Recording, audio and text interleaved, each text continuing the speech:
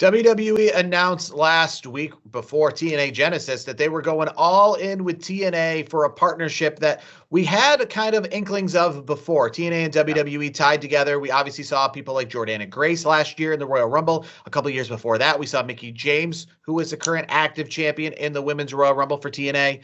But now they've kind of made more of that announcement, right? They even went as far as kind of co-branding TNA Genesis at the last minute to have NXT on the card in the sense of in the logo and such like that. What are some of the positives that you see with NXT teaming up with TNA? And if you're a talent, where do you see yourself being, I guess, in a better spot as a part of TNA or as a part of NXT? That's a good question. Honestly, I think it's a case-by-case analysis, because I think there's some talents in NXT that are better suited for what TNA is doing.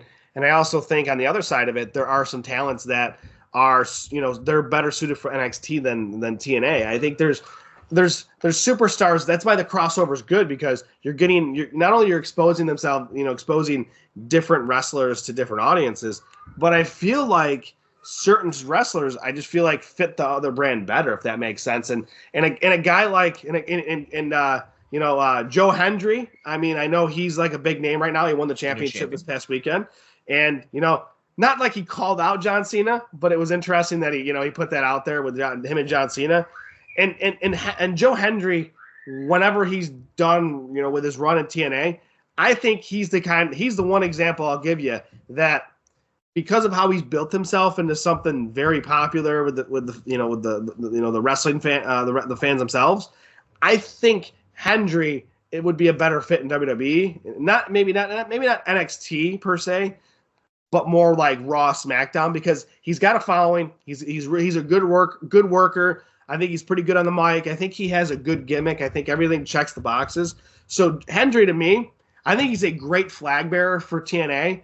But I also think at some point, I feel like he's going to outgrow the TNA brand, and I think he's going to move over to WWE. And then there's other guys, like I think a Wes Lee, like an NXT. I'll give you the other side.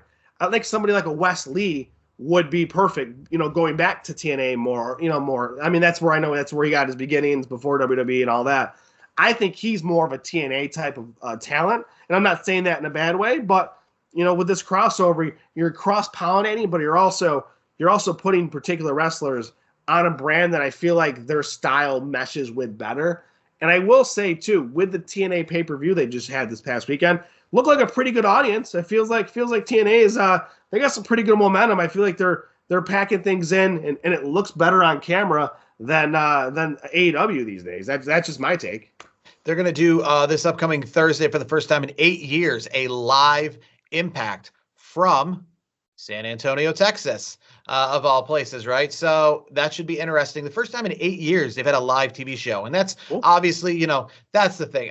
You were just talking about the AEW thing. I just love and TNA has been holding these pay-per-views lately in these small venues, and people are just killing AEW over the optics, and it's like, relax. Like, I get it, right? But AEW to me, and I think you're really dumb if you say otherwise, but in the United States, AEW, regardless, they are number 2 right now. It's a far away from WWE for sure, but TNA is not there, right? TNA they're getting good crowds for these pay-per-views, but until they're filling up what they got for Genesis weekly for TV tapings, because again, this is 3,000 people. Sure, it looks good because it's a small venue, and AEW looks bad because it's 3,000 in a big venue, and AEW is learning and they're doing better at it because they are now running small venues. But remember, AEW is running live TV twice a week. TNA is doing their first live television show in 8 years. Well, I will tell you, though, I think TNA has the momentum because I feel like it's not just putting, they got momentum for sure. They're doing way better than they were a year ago at this time, or a year before that at this time. I think they're telling better stories than AEW right now. I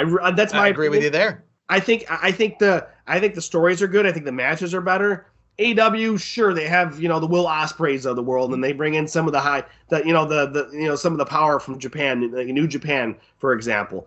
But I think if I had to pick which one I'd like right now more, I think TNA's better right now. That's just my opinion. Bubba Ray Dudley kind of compared the WWE hierarchy right now with what they are working with WWE ID, meaning the people that they signify at the indie level and kind of keeping an eye on, including some people at the GCW show this past weekend in New York City that they were keeping an eye on as single A. And then he says TNA he thinks is like double A, NXT is like triple A, and WWE is the main show. And I think that that's not necessarily true. It might be currently how WWE is working things and how they're moving people around. But I think TNA has more of the established stars already. I don't think Moose is lower on the list than some people who are just starting out in TNA or in NXT. Well, right? here's the other thing too. The Hardy Boys are not in Double A, and Obafemi is in Triple A. Like, look what they did. Look what WWE's done with Motor City Machine Guns already. Like they got thrust right into the title picture. They won the titles. Their second match, I think it was.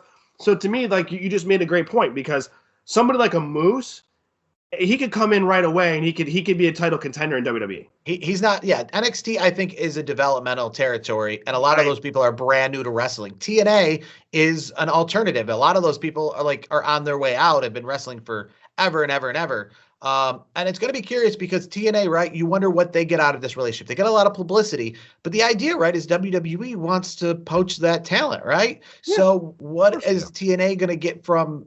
They're going to get a Fraxium appearance on Impact. They might get Obafemi show up on an Impact, but in return, we're taking Jordana Grace or we're taking Masha Slamovich. We're putting her in the Royal Rumble, or we're putting her on NXT, or we're putting her on our program. Are we giving you Charlotte Flair down at TNA? I don't think so. No, I think a lot of it, they're going to have those trade-offs like you just mentioned, like that. Let's be honest, WWE is getting the better end of the trade when it comes to the superstars and the wrestlers, so to speak. Yeah, they're taking Jordana Grace, right? I think she's now done in TNA.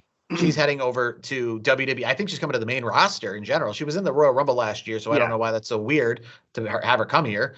It's weird that she was in the Royal Rumble last year and then didn't, we thought, okay, we'll see her again, and then we didn't. Here's what I would think. I mean, I'm not in the negotiations between WWE and the TNA, obviously, but my guess is that WWE, maybe there's some kickbacks, to TNA, like, hey, because we're kind of getting one over on you when it comes to having the bigger names from your side versus we give you guys and gals that they randomly will show up in NXT once in a while. You're giving us your faces. It's a lopsided trade. I wouldn't be surprised if there's some sort of monetary thing going on because that's happened in the past. I think it takes me back to the 90s, right? When WWE was subsidizing ECW back in the day, right? Yeah, and WWE, they were paying Paul Heyman, I forget the dollar amount off the top of my head, but they were paying him every week. They were helping him stay afloat, right? And so for the most part, I think ECW might have got the better of that because one Jerry the King Lawler, I think, went down to ECW. And then, I guess ECW talents got to show up on Raw, which essentially promoted ECW as well. Yeah. So I think ECW kind of got the better of that because nobody from ECW really made a name for themselves in WWE until years later. Like, they didn't take RVD in 1996. They didn't take them, Sabu in 96. They took them way later. But yeah, I think TNA, they're getting out of this. They're getting some more exposure on WWE programming. And I think the one thing is that WWE is making TNA swallow a little bit is just their place on the list. TNA, right, used to want to be an alternative, wanted to be like AEW, had Hulk Hogan, had Sting. And they realized, they're not that. They're a great promotion. But it stinks for, I guess, like a TNA because they're getting all this promotion, they're getting all this publicity, but at the same time, they're being essentially told, listen, our people who were football players last year who were teaching to wrestle this year are still like a bigger star than the Hardy Boys are, or Moose or Josh Alexander, right? In our eyes, right? And that kind of deflates you a little bit because you're like, hey, we've got some big stars here. And they're like, oh, you have Moose. You have 40-year-old guy who's been in the professional wrestling business, who's your main face star. We'll have him go up against a girl who was a Division I track star last year. She's just learning to wrestle. It's not Moose going up against John Cena. It's not that kind of. Remember back in the day when TNA was kind of like an alternative? You had those dream matchups. You had Sting versus Undertaker. You had maybe Samoa Joe or AJ Styles versus TNA is going up against NXT. Some of those guys are coming up to the main roster like a Jordana Grace, I imagine. But for the most part, you're putting your NXT stars against them, and really that's helping your NXT stars grow because they're going to actually go against real names. It's not like I said, NXT nobody versus NXT nobody. It's NXT nobody versus the Hardy Boys. Hey, right? I mean, speaking of some decent names, I would say in the business they were at GCW this past weekend. Baron Corbin, Tom Pestock. Oh. He was there for Bloodsport with, I think, what was it, Josh Barnett. Yep, and Josh won. I did see that. And GCW, they just keep putting out really good shows. GCW, I mean, they ran a show this week. Crazy enough, it was a very, very, very long show. Actually, it shows you they found out that there is something, like we've talked about many times about the length of a show, because they had a lot of people leaving during the main event and prior to that because the length of the show creeped on way too long. Yeah, you gotta work that fine line. You got to work that fine line. And people were like, hey, I got to catch the trains because you're getting past the midnight hour on a Sunday night. And it's a Sunday schedule on the train schedule and stuff like that. So people had to take off. And that was the big downfall, I think, with the GCW show. It got not a lot of good press. And I think because it started out really strong and it was like a show that a lot of people love. And then they're like, okay, this is way too long. Your segments, your main event matches aren't building up to like what we've seen in the past. Like I think the main event was not a death match or anything like that. You see those in the undercard, and then the main event is kind of lackluster. Effie is the new champion. He beat Mance Warner to become the new champion. A show that saw Effie take on Allie Ketch in a number one contenders match where Allie Ketch really broke her leg, and she's going to be out for a little bit of time. And that stopped the show for about 20 minutes while they had to switch out ambulances to make sure that they were in compliance. While one ambulance went to the hospital. But one major thing in comparison of this chat, we're talking about TNA and WWE, PCO, where's he going next or whatever? Because at GCW during the pre-show, he smashed the digital championship, which he has with TNA. They actually kind of cut away like it wasn't a planned segment and went to commercial.